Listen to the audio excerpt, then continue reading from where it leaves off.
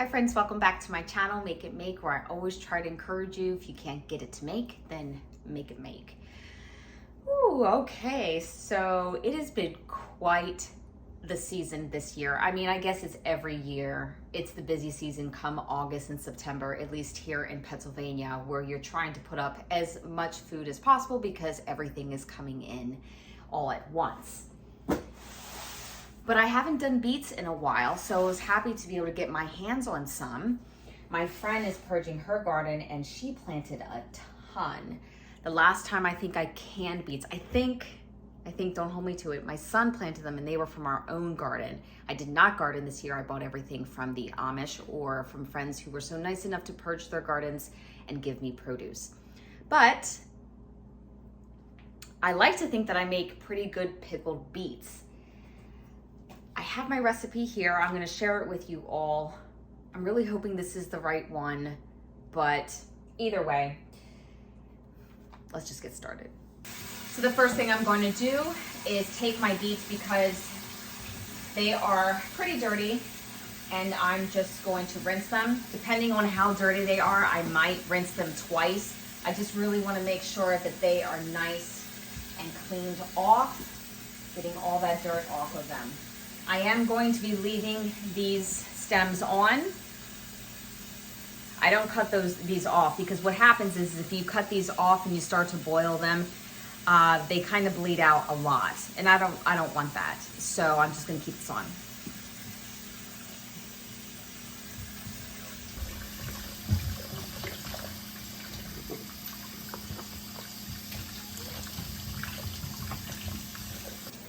So I started filling up the sink here, and these are just way too dirty, so I am just rinsing them off one at a time, and when they feel like they are good and clean enough, then I'm just putting them to the side over here.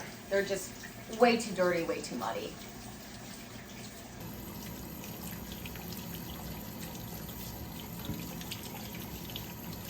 So now that all my beets are rinsed off, I'm gonna start putting them in my canner, and I'm gonna put the really big ones at the bottom, and then as they get smaller, I'll put them up top. So we're gonna go from really big at the bottom to smaller at the top.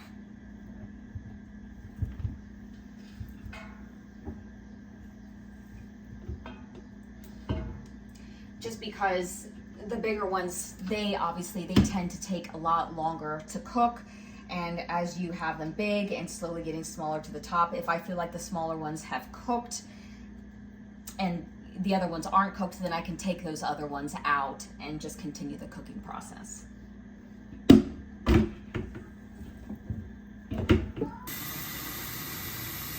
And now I'm just going to fill up the canner with water.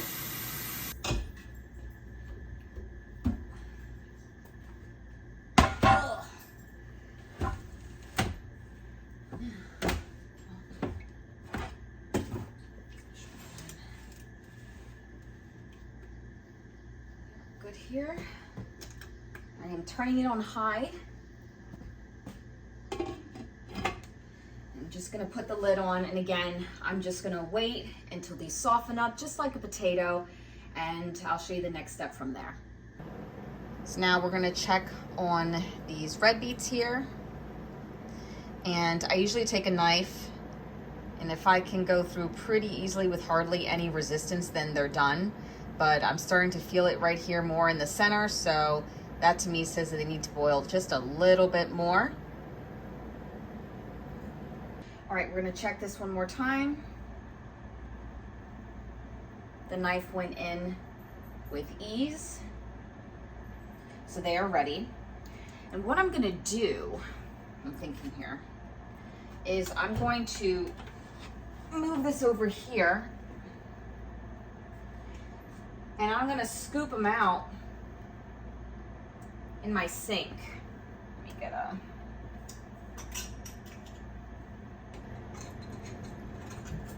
I don't wanna drain this water because we're gonna need it then to make the brine.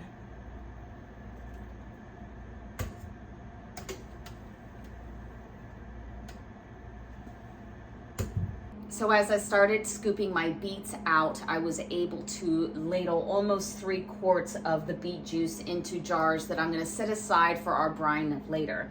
In the meantime, our beets are here in the sink and they are still really too hot to handle at this point, so I'm just gonna allow them to cool down until we're ready to take the skins off.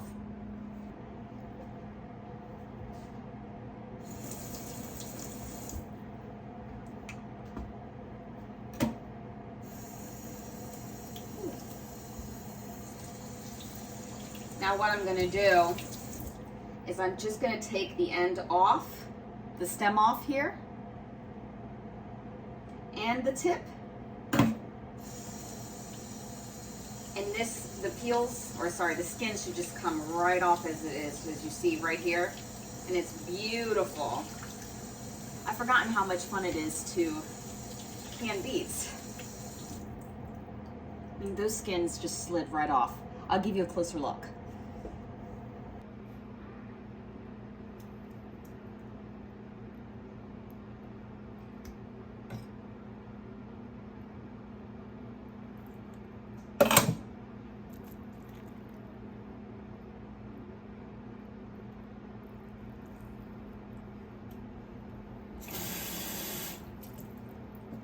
You can wear gloves doing this, but I really don't care if my fingers get stained red or pink, but some people don't like that, so they'll choose to wear gloves. So what I'm gonna do now is take my pitcher and start mixing up our brine. Really hoping this is the recipe that I loved, but we'll see. So I'm going to keep making this recipe until I fill this up. But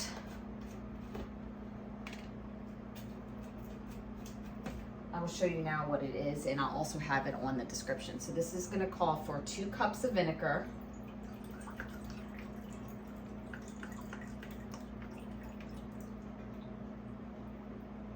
and I like my beets more on the vinegary side than on the sweet side. So if you don't like the way my brine turns out, you could add more sugar or less vinegar. It took me a while to really figure out how we liked our beets. Okay, so that's 2 cups of vinegar. And then 1 cup of red beet juice.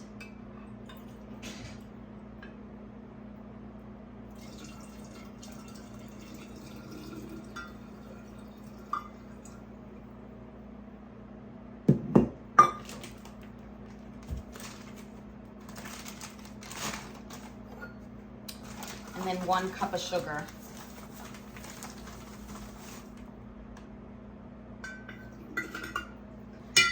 I like to make the brine while the beet juice is still warm because it's easier for the sugar to dissolve.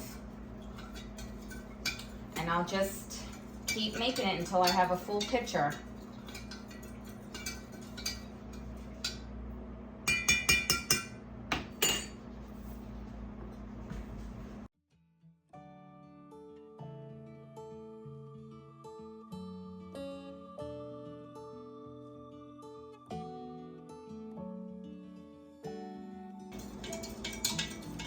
All right, I'm just mixing it up real good, making sure that all the sugar dissolves. I'm beginning to wonder if this is my sweet one. I guess I'll find out when I open them up. But there is a lot of vinegar in it. Oh, I don't know.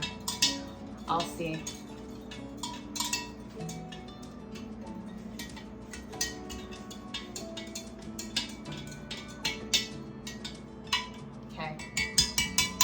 Beautiful. Now we have our brine ready to pour into our jars. So our next step is just to cut and quarter the beets to the size that you like, and then place them in the jars.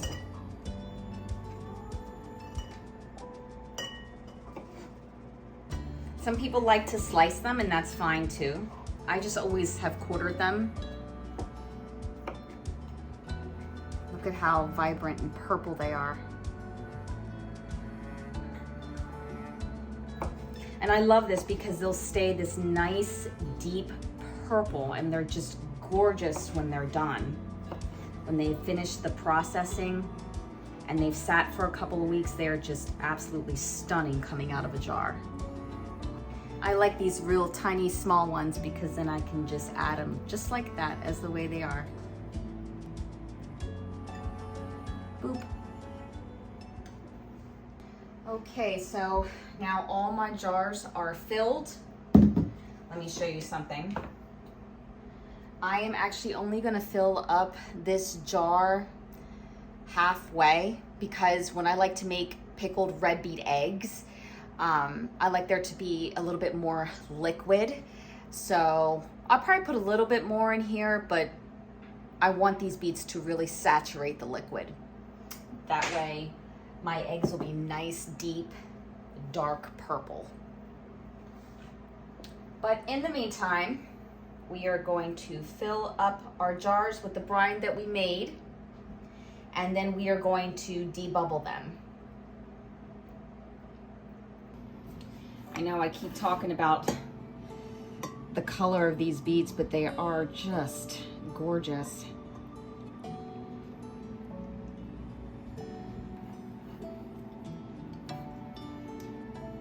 You definitely want to take the time to debubble beets because, boy, there's some big air pockets in here.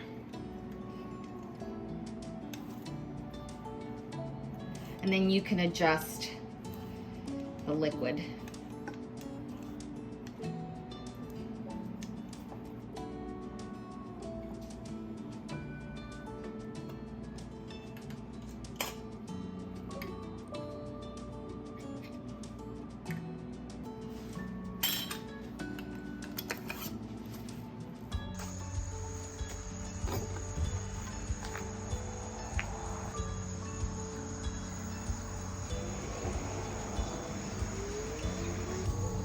I think I'm gonna bring this project outside.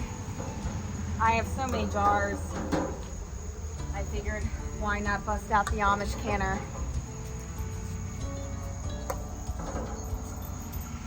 I love this canner because I can put a lot of jars in here and not have to run my inside canner twice. So it's nice to have this set up. I do have a link in the description if you're interested in there. I got this from, it says Hickory Ware. I thought it was Home Place Market. Anyway, if you expect their things to come to you, perfect, it's not going to. It's handmade. So there are gonna be some blemishes and stuff, but for the most part, it's a really fine canner.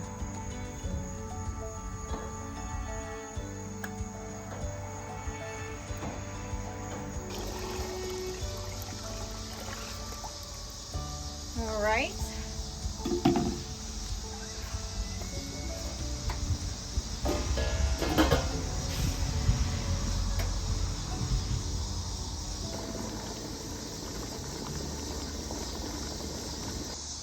So I let these process for about 35 minutes. And I'm just gonna take them out now.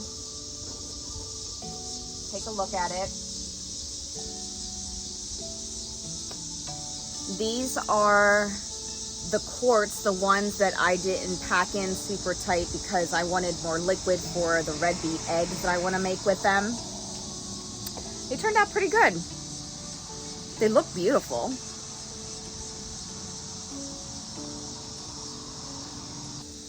Here is a pint jar. The thing about beets is that they always look gorgeous when they're canned, just because the color is so vibrant.